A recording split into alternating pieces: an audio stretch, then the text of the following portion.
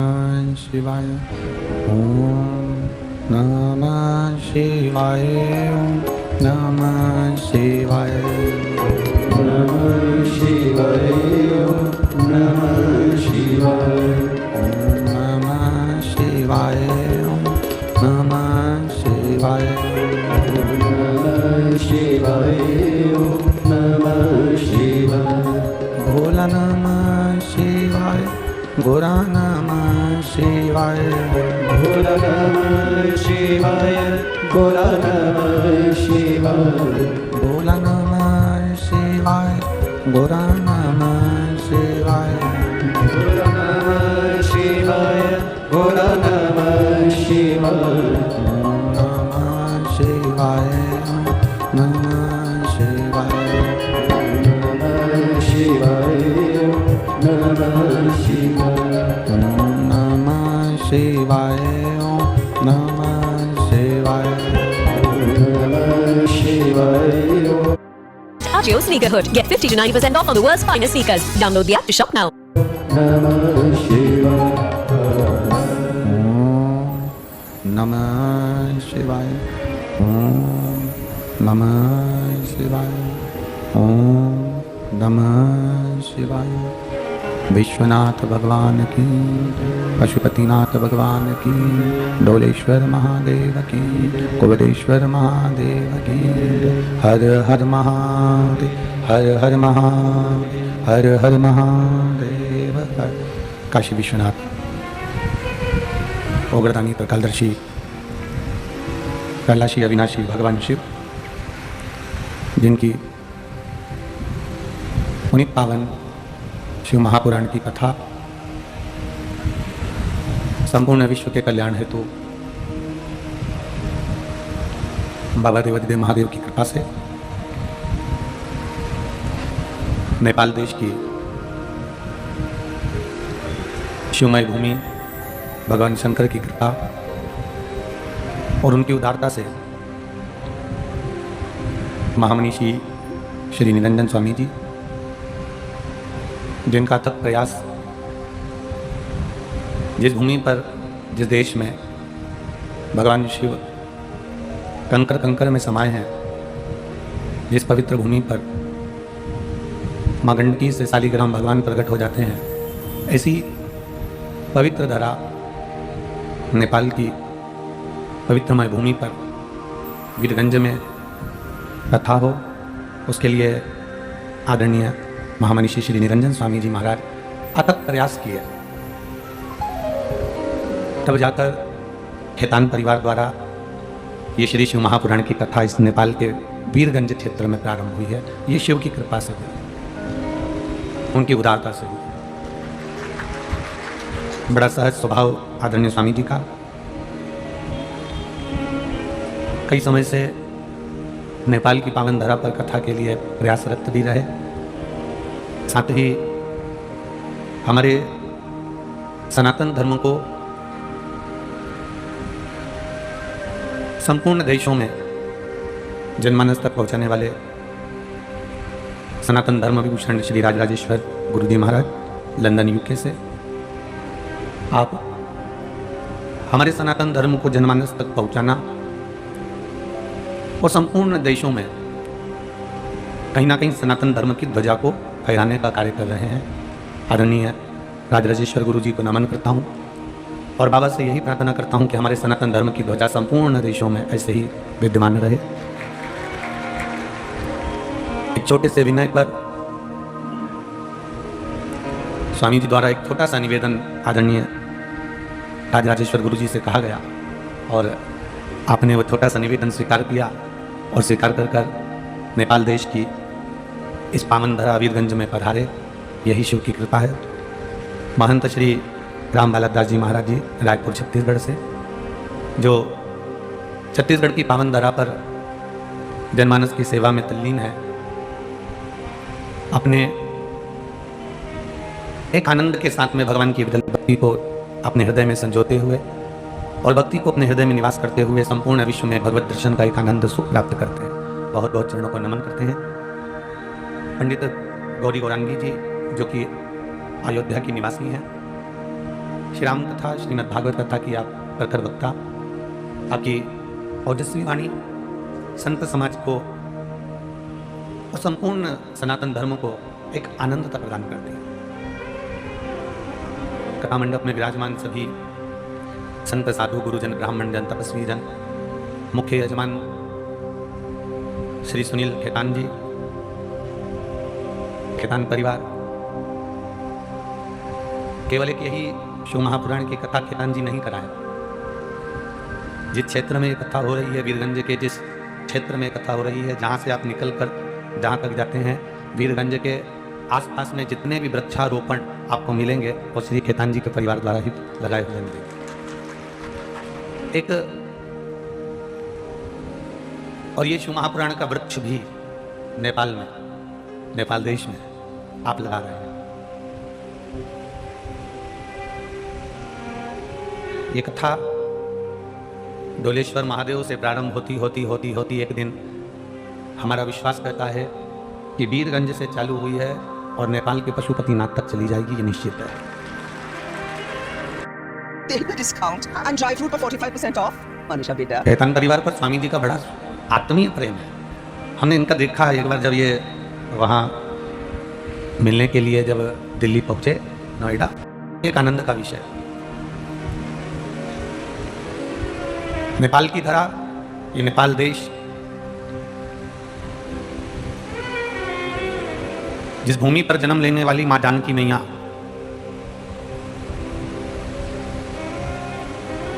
काशी में मरने वाले को गुरु मंत्र भगवान शिव देते हैं, पर नेपाल देश की यह धरा एक ऐसी धरा है जहां मरने वाले को भगवान शंकर गुरु मंत्र नहीं देते। यहां तो जो बच्चा जन्म लेता है, मेरा महादेव उसके पास में जाकर गुरु मंत्र प्रदान कर देता है। ये देश, नेपाल देश, कोई साधारण सा देश नहीं है। संस्कारों से बंधा हुआ है।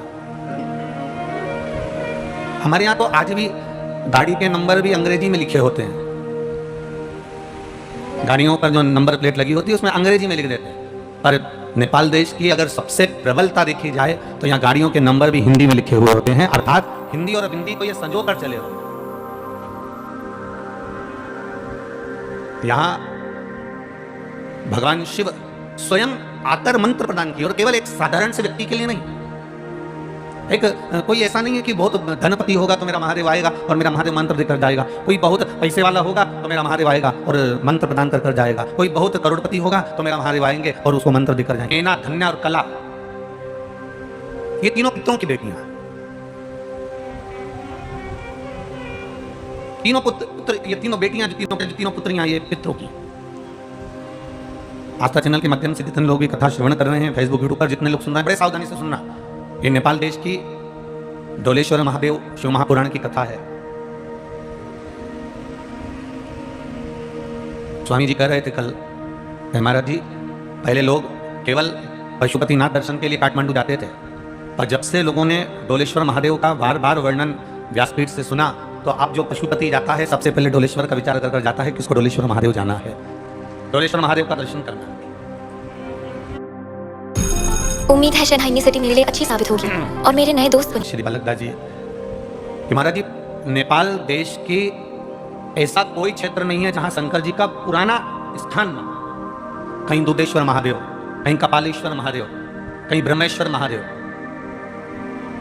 कहीं छेश्वर महादेव, कहीं डोलेश्वर महादेव, कहीं पशुपतिनाथ, ऐसे कई महादेव के मंदिर नेपाल देश के अंतर्गत हैं। और बड़ा विशेष प्रेम, मेरे महादेव, ये पूरा ब्रह्मांड, पूरी पृथ्वी, ये देश तो हम कहते हैं कि ये भारत देश है, नेपाल देश है, ये इंग्लैंड है, ये अमेरिका है, पर मेरे भगवान के लिए तो देश मूल नहीं, मेरे भगवान के लिए मृत्यु लोक मूल है, पृथ्वी मूल है। मेरा शिव वास करता है भूलोक पर, पृथ्वी पर। ब्रह्मा ब्रह्मलोक में रहते हैं, इंद्र इंद्रलोक में रहते हैं, भगवान नारायण वैकुंठ लोक में रहते हैं, पर मेरे देवादिदेव महादेव जिस भूमि पर निवास करते हैं वो साधारण सी भूमि नहीं, वो मृत्यु लोक, शिवलोक, भगवान शंकर का कैलाश धाम, यही पृथ्वी पर, यही पृथ्वी। तो पितरों की 3 कन्या, मैना, धन्या और कला, ये 3 कन्या पितरों की। सनकादि ऋषि बैठे थे, तब साधना में लीन थे, भगवान की विरल भक्ति में लीन थे, तब में डूबे हुए थे। मैना धन्या कला का निकलना हुआ, अपने पिताजी से मिलने के लिए बेटियां जा रही थी। मैना का निकलना हुआ और मैना का निकलना हुआ और उनके जो लहंगा था, उनका जो वस्त्र था, वो वस्त्र में जो झुमर झुमके लगे हुए थे, जो दर्पण लगे हुए थे, हीरा लगा हुआ था, सोना लगा हुआ था, कुछ कारीगरी उस लहंगे में जो करी हुई थी। तो मैना जब निकल कर गई तो उसके लहंगे के, उसके वस्त्र की चोट सनका ऋषियों को लगी, सनत कुमारों को लगी। अब मैना निकल कर गई तो चोट लगी, धन्या निकल कर गई तो चोट लगी, कला निकल कर गई तो चोट लगी। बार बार जब संतों को चोट लगी, सनत कुमार को थोड़ा सा क्रोध जागृत हो गया, थोड़ा सा क्रोध आया, हो जाता है। आप जहां बैठे हो, आप लोग जहां कहीं भी बैठे हो, आप एक जगह पर बैठे हो ना, तो वहां से आप बैठे थे और बैठे बैठे किसी ने कह दिया सर प्लीज आपके हाथ जोड़ते हैं, आप यहां से उठकर वहां बैठ जाओ। अब आप वहां बैठ गए, फिर कोई आ गया आपके पास में और आपके पास में हाथ जोड़कर बोला सर प्लीज आप यहां से वहां बैठ जाओ। अब आप फिर वहां पर जाकर बैठ गए।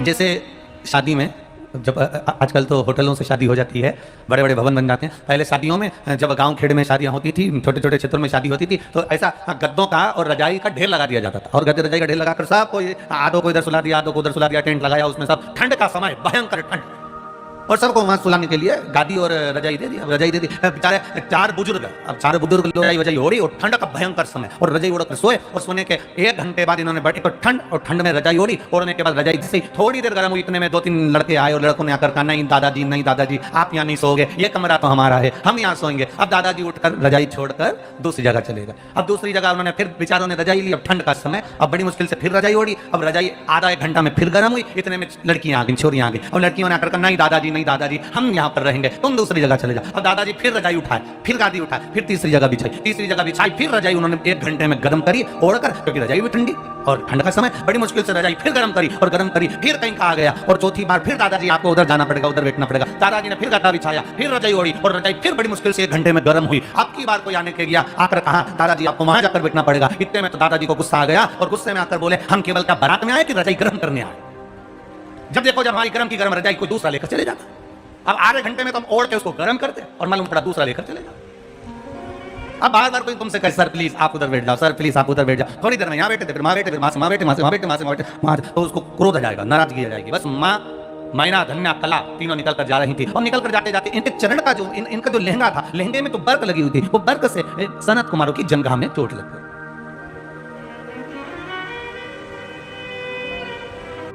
Shooting the flip mutton. आप ये Myntra end of reason sale card कैसे कर सकते हो? Mintra EORS पे international brand at lowest prices है। What's the problem? प्रॉब्लम ये है कि हर कोई ग्लोबल ब्रांड्स पहनेगा, फैशनेबल लगेगा, तो मुझे कौन देखेगा? मुझे हमें sorry Shahrukh is your favorite director. I'm not allowing you to do the shoot. Karan. No. Karan. No. Sorry, Karan, but now everyone will get international brands at lowest prices guaranteed. Only on Mintra's end of reason sale. यहाँ पर पितृ निवास करते हैं। लोग कहते हैं कि गुरुजी हमारे पूर्वज मुक्त हुए कि नहीं हुए, हमारे पूर्वजों का मोक्ष हुआ कि नहीं हुआ। शिव महापुराण की कथा कहती है जब तक पितृ लोक में पितृ रह रहे हैं वो बड़े सुखी रहते हैं, बड़े आनंद में रहते हैं। और पितृलोक में पितृ कब तक आनंद में रहते हैं, पितृलोक में पितृ कब तक सुख से रहते हैं। शिव महापुराण की कथा कहती है कि कोई परिवार का एक व्यक्ति भी अगर जीवन में एक बार शिव महापुराण की कथा सुनने के लिए बैठता है, अब आप लोग तो इतने लोग शिव महापुराण की कथा में नेपाल देश के अंतर्गत भी श्रवण कर रहे हो, आप इतनी संख्या में पहुंचे हो, और शिव महापुराण की कथा में वो कथा सुनने बैठता है, उतनी देर तक उसके घर के पूर्वज जो पितृलोक में रहते हैं, उन पूर्वजों के पास में स्वयं नारायण उनके कंधे पर हाथ रखकर कथा श्रवण करते रहते हैं। स्वयं नारायण। जितनी देर तक आप शिव महापुराण की कथा में बैठे हो, जितनी देर तक भगवान शंकर की कथा का तत्व ग्रहण कर रहे हो, जितनी देर तक बैठकर भगवान शिव के तत्व का स्मरण कर रहे हो, भगवान शंकर की अविरल भक्ति को धारण कर रहे हो, केवल शिव कथा मनुष्य ही नहीं श्रवण करता। शिव महापुराण की कथा कहती है देवता भी शिव महापुराण की कथा को श्रवण करने के लिए मृत्यु लोक में आकर जहां तहां विराजमान होकर शिव तत्व को श्रवण करना चाहते हैं। ये शिव तत्व है, अविरल भक्ति देने वाला शिव।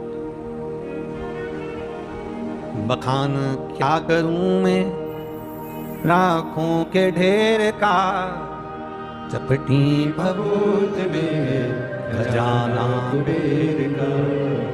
हे गंगाधार मुक्ति द्वार ओमकार तू भोले पुकार तू आयो शरण तिहारी शंभु पार तार तू कैलाश के निवासी नमो बार बार नमो बार बार आयो शरण तिहारी शंभु तार तार तू बखान क्या करूं मैं राखों के ढेर चपटी बबूत में खजाना कुबेर का। शिव पुराण कह रहे हैं, जितनी देर तक आप बैठकर शिव तत्व को सुनते हो, जितनी देर तक बैठकर आप शिव महापुराण को श्रवण करते हो, जितनी देर तक बैठकर आप भगवान शंकर की चर्चा करते हो, उतनी देर तक नारायण वैकुंठ छोड़कर पितृलोक में निवास कर कर पितरों के कंधे पर हाथ रखकर शिव महापुराण की कथा पितृलोक में श्रवण करते हैं।